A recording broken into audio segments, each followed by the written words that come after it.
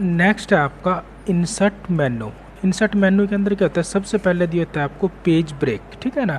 जैसे आप अपने पेज को ब्रेक करना चाहते हैं तो आप क्या करोगे, सबसे पहले इक्वल RAND और उसके बाद यहाँ से करली ये ब्रेसिस और उसके बाद से आपके पैराग्राफ 4 और उसके बाद ब्रैकेट बंद, एंटर, ठीक है ना।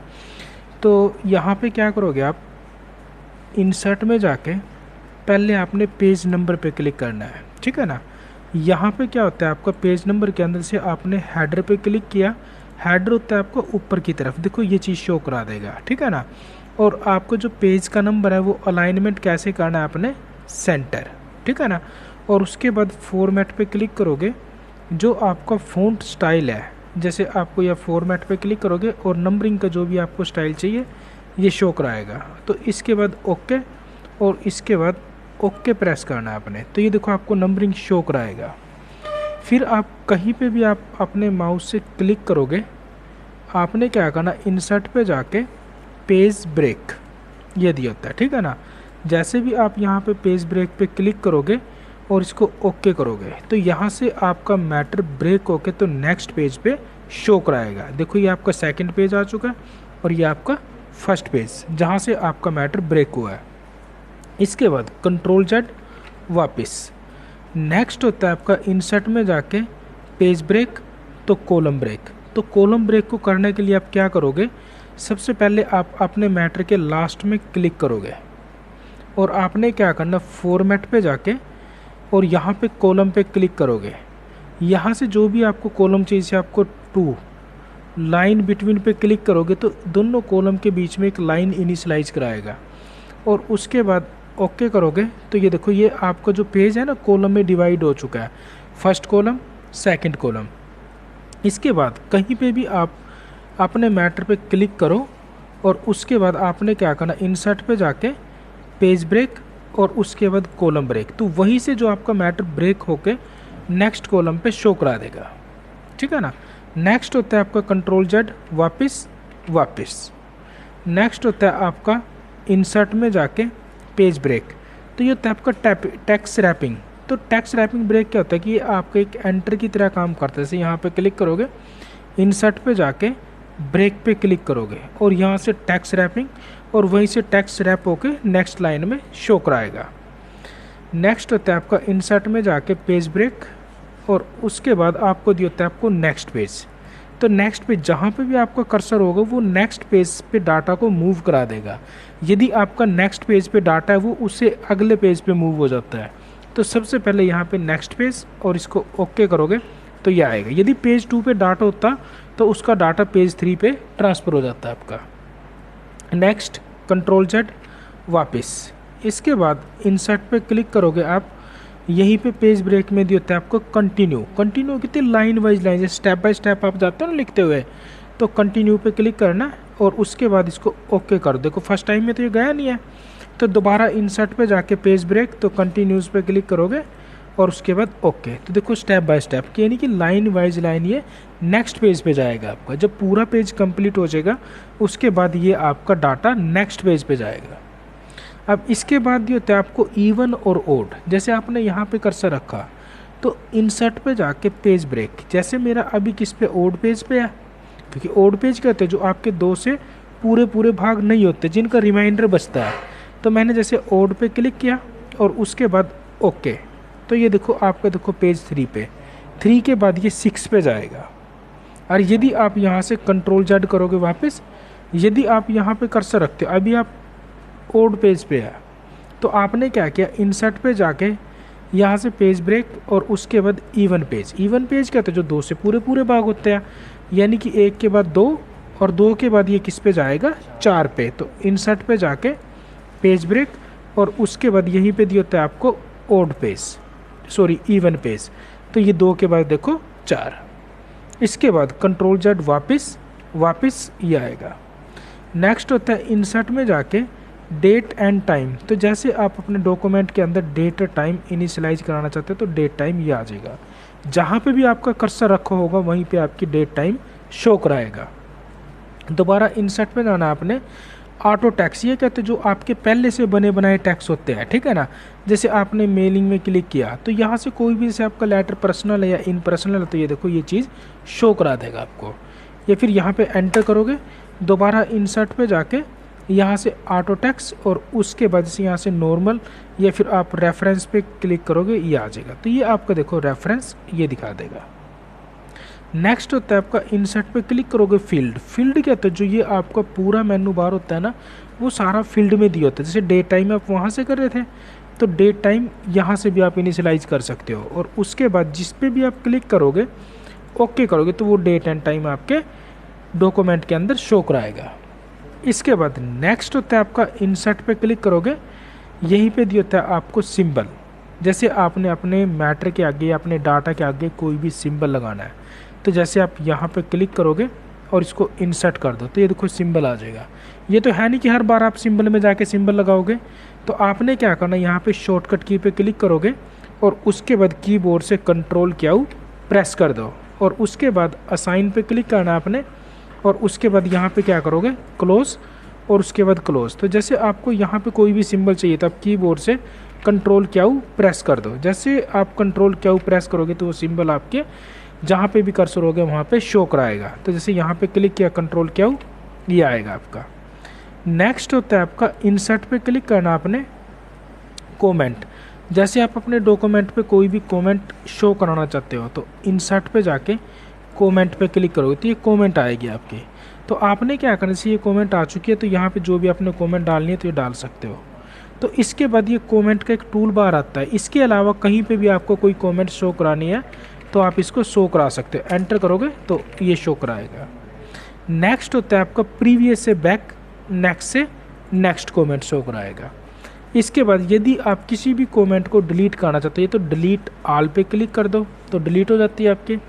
और उसके बाद ये चीज़ होता है आपका हाइलाइटर। जैसे आप किसी भी टेक्स्ट को हाईलाइट करना चाहते हो जो भी आपकी इम्पोर्टेंट है तो आप अपने अकॉर्डिंग उसको हाईलाइट कर सकते हो।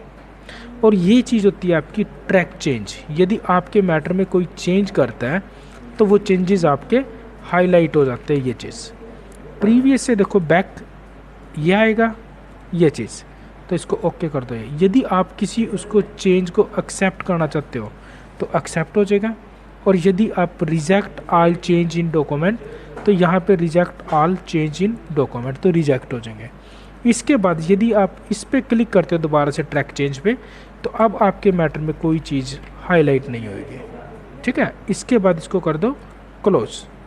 नेक्स्ट दिया होता है आपका टूल्स में जाके रेफरेंस। रेफरेंस क्या होता है, जैसे आप किसी कंपनी के अंदर काम करते हो, इसको क्लोज, यहाँ से इक्वल RAND और यहाँ से शिफ्ट दबा के 9 और उसके बाद पैराग्राफ 3 ब्रैकेट 1 एंटर। तो दोबारा इंसर्ट में जाके रेफरेंस, ये होता है आपका फुट नोट। आपकी कंपनी का डाटा कहीं पे भी ख़त्म हुए तो कंपनी रेफरेंस कहाँ दिखाएगी, पेज के बिल्कुल लास्ट में, जैसे बॉटम ऑफ पेज ये आ जाएगा।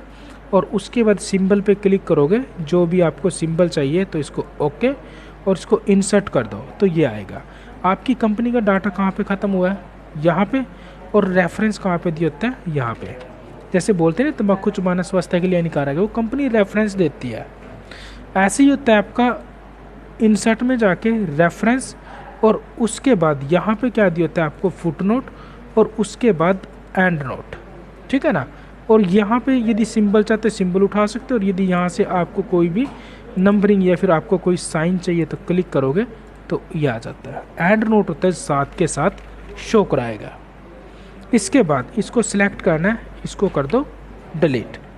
नेक्स्ट होता है आपका इंसर्ट में जाके रेफरेंस।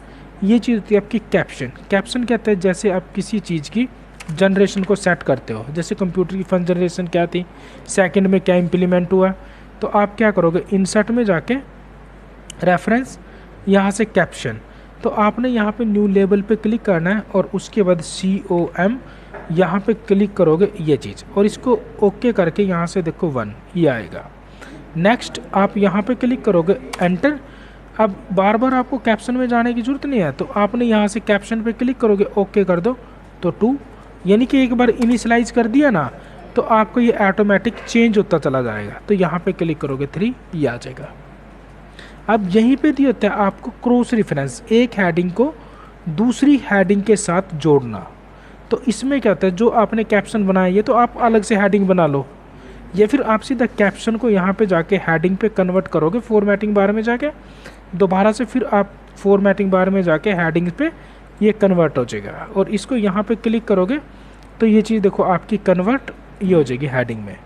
अब आपने किस हेडिंग को किसके साथ जोड़ना है, जैसे अपने फर्स्ट हेडिंग के साथ आपने थर्ड को जोड़ना है, तो आप क्या करोगे, इंसर्ट पे जाके रेफरेंस, और उसके बाद यहीं पे दिया होता है आपको क्रॉस रेफरेंस, और उसके बाद आपने क्या करना है यहाँ से हेडिंग, और जैसे आपने जिस भी हेडिंग को जोड़ना है उस हेडिंग पे क्लिक करो, ठीक है, और उसके बाद इंसर्ट पे क्लिक कर दो, और उसके बाद क्लोज। तो जैसे आप इस हेडिंग पे कर्सर लेके जाओगे ना तो शो कराएगा कंट्रोल प्लस क्लिक, यानी कि कंट्रोल दबा के माउस का लेफ्ट क्लिक प्रेस करोगे तो डायरेक्ट आप उसी हेडिंग पे जंप करोगे।